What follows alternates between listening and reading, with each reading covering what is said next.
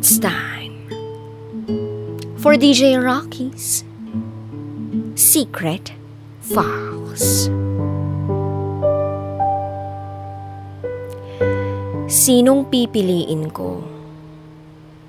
Mahal ko o mahal ako? Itago niyo ako sa pangalang Dayan. At ito ang aking secret file.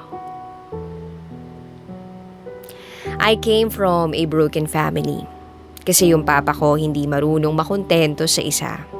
At yun ang naging dahilan ng paghihiwalay nila ng nanay ko. I have a simple life kasama ang family ko sa side ni mama. They are warm and understanding. Minsan may mga problema pero kinakaya naman. Then, it was summer after mid-school. Sinama ako ng kaibigan kong si Vin mag-jogging at maglaro ng frisbee. I am a sort of athletic kahit asthmatic ako. Feeling ko kasi nabubuhayan ako ng dugo o ng loob. Pero yun nga, hindi rin nakakatagal, need ring mag-rest agad. At doon ko nakilala sina Luke, Ram, Jenny, JR, Leah, and John. Not their real names. After ng first game namin, winelcome ako ng buong team since first time ko rin silang makalaro. At itong si Luke, sobrang ini-entertain niya ako. Ang dami niyang daldal kung paano raw laruin yung frisbee na hindi ka agad mapapagod. And then, habang kinakausap niya ako, in fairness, napansin kong charming and cute siya. Then biglang lumapit sa amin si Jenny. At sabi niya, "Oy ate, huwag kang padala dyan ha. May girlfriend na yang si Kuya Luke." Ay, pagkarinig ko nun, para bang naudlot yung excitement ko sa pakikipag-usap ko sa kanya. Am I disappointed? I'm not sure that time, of course. After nun, sumasabay na ako sa kanila sa iba pa nilang mga laro, pati sa ibang bondings nila, like inuman. At napansin ko, hindi nila sinasama yung girlfriend ni Luke every gala namin. I wonder why, pero hindi na rin ako nagtanong.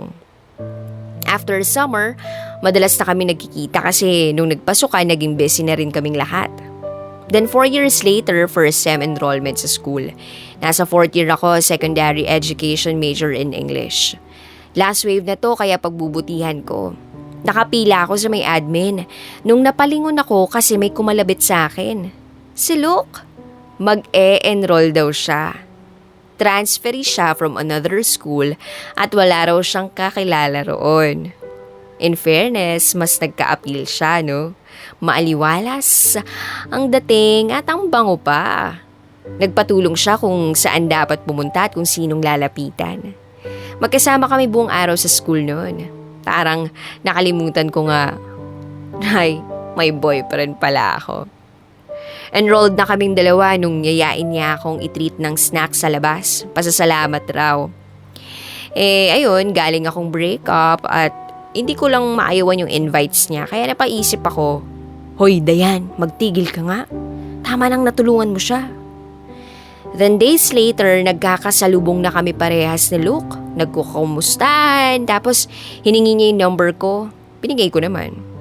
Alam kong kakahiwalay lang namin ng boyfriend ko, pero panay-reply pa rin ako kay Luke. Hindi ko alam pero kinikilig ako.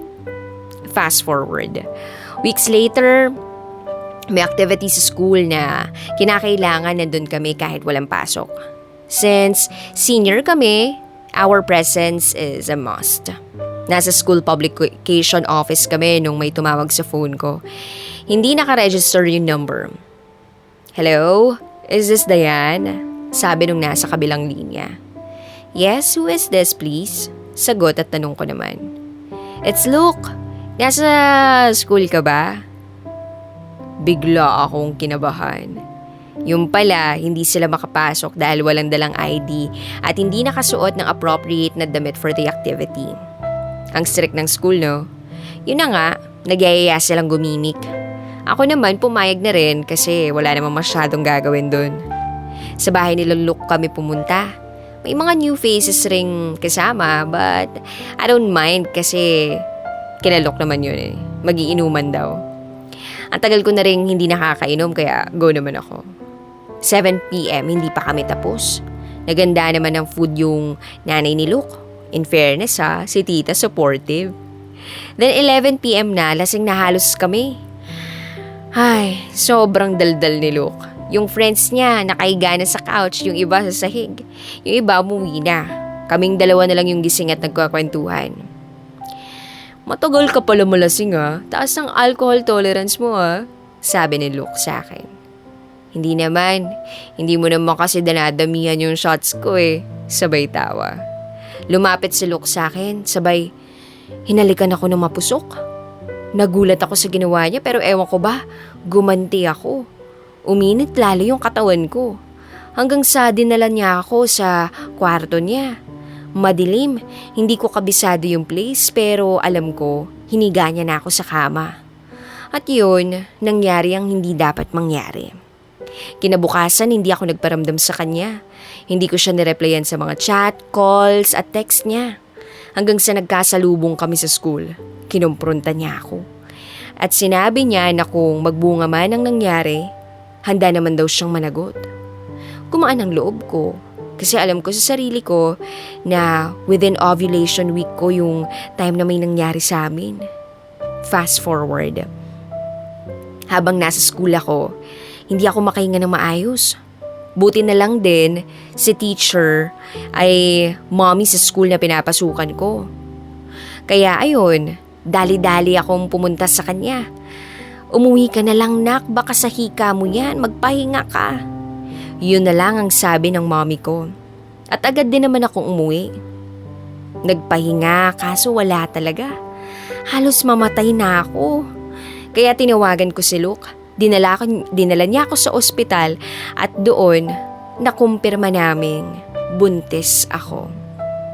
4 na linggo. Nag-aalala nga kami parehas ni Luke kasi baka hindi nila matanggap kasi kung kailan pa patapos na, saka mabubuntis. Pero mali kami. Kasi tinanggap nila kami, pati magiging baby namin.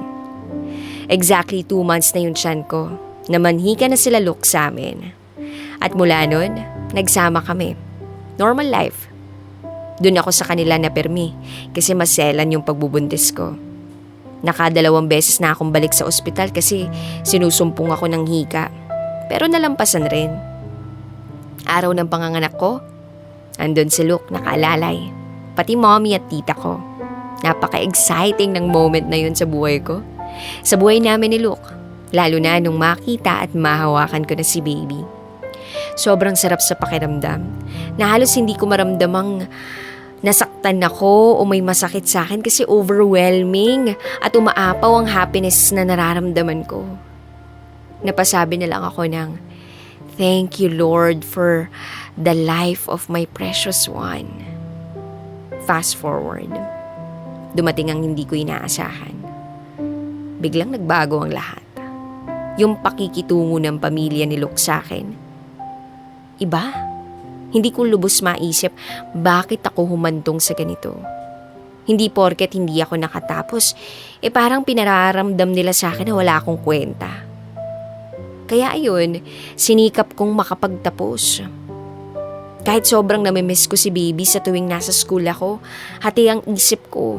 May time pa nga na nagkakasakit siya habang nasa school ako. Hindi ako makapag-focus. Hindi ko magawa ng maayos yung dapat kong tapusin kasi nga may deadline.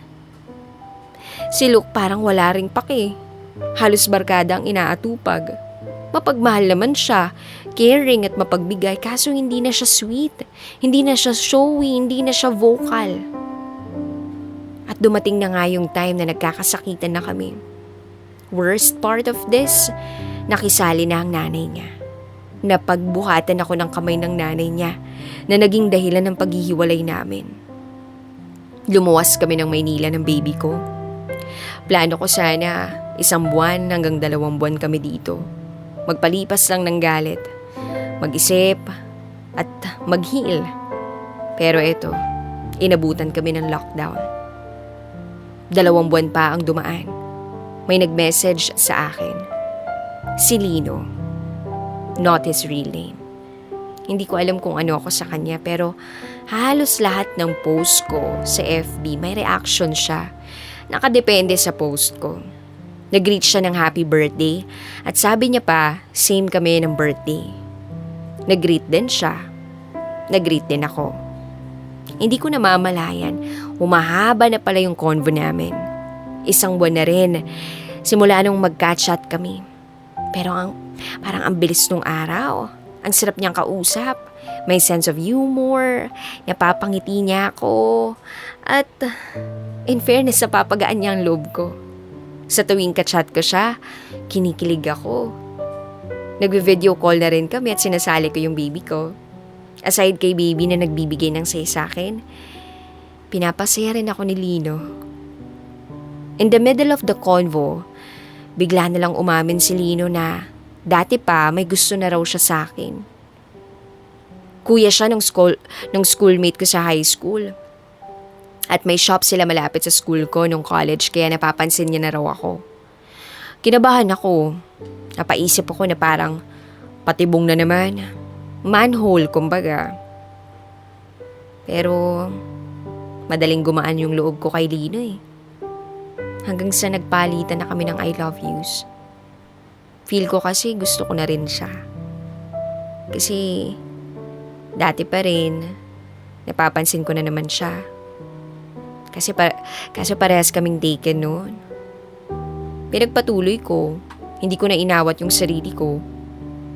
Mahal ko pa rin si Lino eh.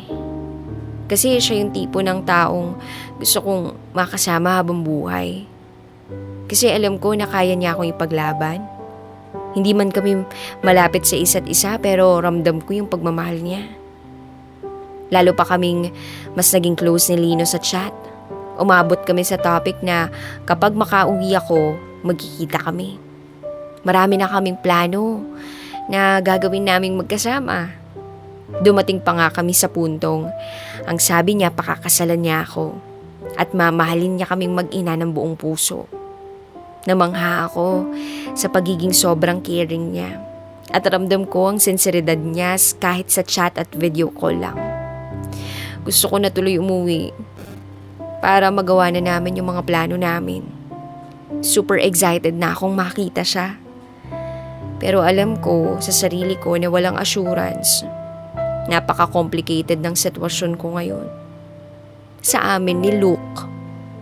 Hindi ko na kasi maintindihan yung sarili ko. Hindi ko naman din kayang i-let go si Luke. Nakikipagbalikan siya. Kasi sobrang mahal niya raw ako. Kami ng anak namin. Ay, pumayag ako.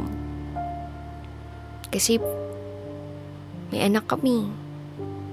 Pumayag ako para sa anak namin. Siya ang tatay ng anak ko.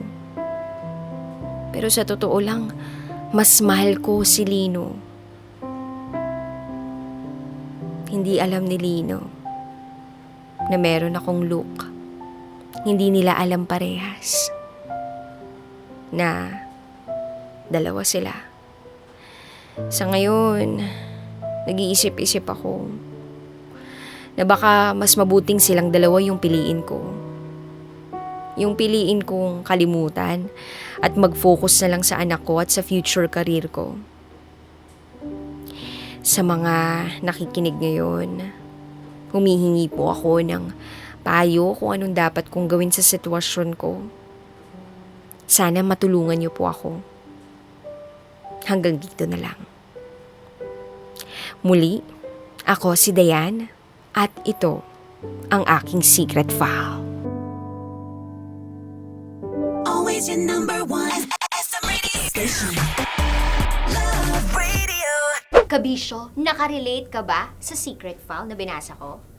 Kung nakarelate ka, mag-subscribe ka na dito sa aming YouTube channel at pindutin mo na rin ang notification bell para updated ka sa mga susunod na episodes ng DJ Rocky Secret File.